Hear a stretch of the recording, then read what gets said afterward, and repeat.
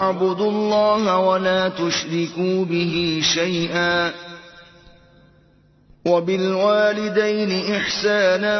وبذي القربى واليتامى والمساكين والجار ذي القربى والجار الجنب والصاحب بالجنب وابن السبيل وما ملكت أيمانكم